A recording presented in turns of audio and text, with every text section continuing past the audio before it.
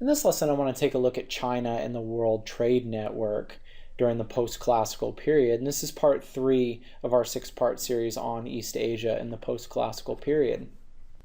Now, one of the things that defines the post-classical period is an increase of trade and an increase of connectedness in the Eastern Hemisphere because of trade and then the shifting of cultures and ideas and values and technology and disease that goes along with that increased trade.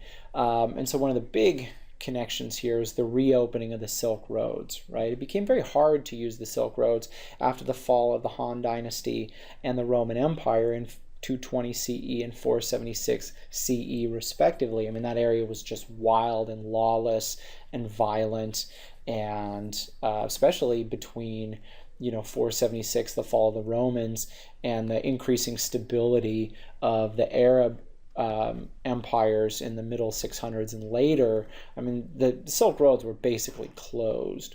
Right? But once the Tang conquests in the west open up the plains and pacify the Turkic groups, and remember that's right through here, once the Tang dynasty comes out and stabilizes this area, and then the increasing connection between the Muslim lands and India, or Western India, comes through, and of course the Muslims valued trade. I mean, Muhammad was a merchant after all. Then you get the true Silk Roads opening up again, all the way from Constantinople and Italy to the Eastern Mediterranean and all the way through.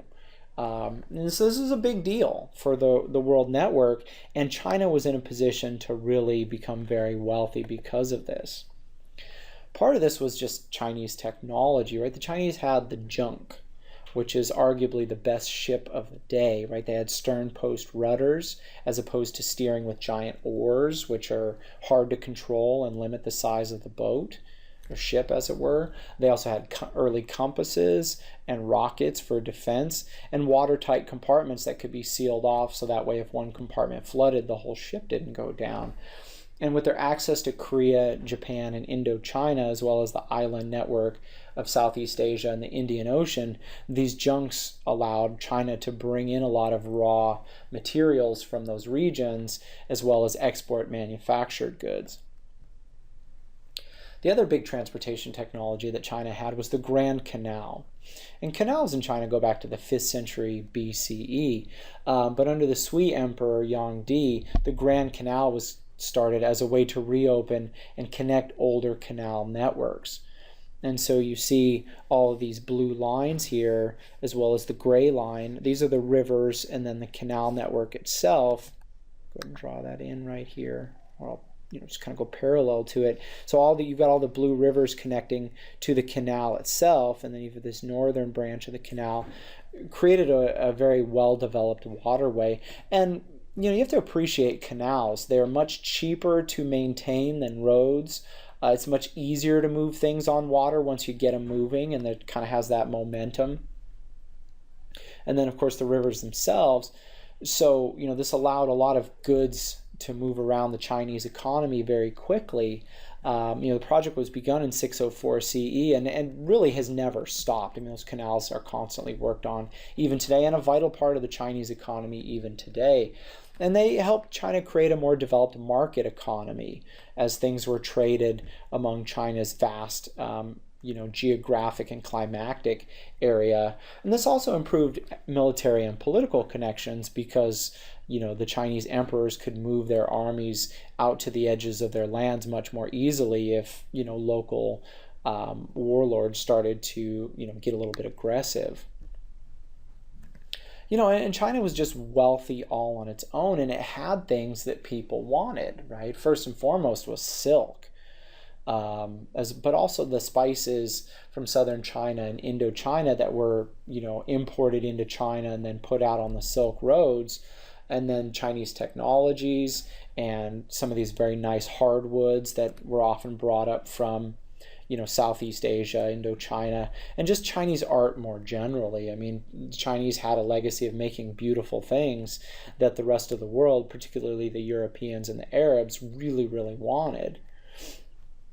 And so the Chinese, developed this highly sophisticated market economy to the point where they had to develop a money economy, right? Things were not being traded in an old barter system where it's like, here, I'll give you, 20 pounds of silk if you give me, 15 pounds of spices.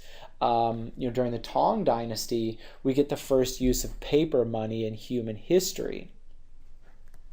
And, one of the terms that the Chinese used was the so-called flying money, which was more like a check than cash, right? I mean, you could take this flying money, this paper money, from one market to another and then exchange it for goods or for gold. And this really improved exchanges, right? Because gold is heavy, it's hard to carry. Plus, if you are held up by bandits or robbers, they can take the gold and they're gone. But the flying money, if the bandits took it, it was no good to them because it couldn't be exchanged for anything valuable at the different markets.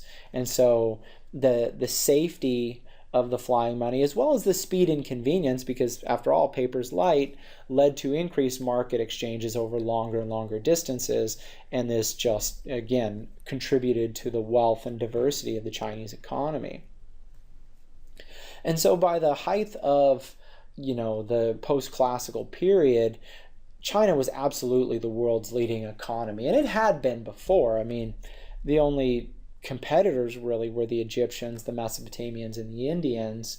But by the post-classical period, everybody wants Chinese luxury goods, right? These fine silks and carvings and spices. And at that time, China had the biggest population in the world. It pretty much always has had the biggest population in the world.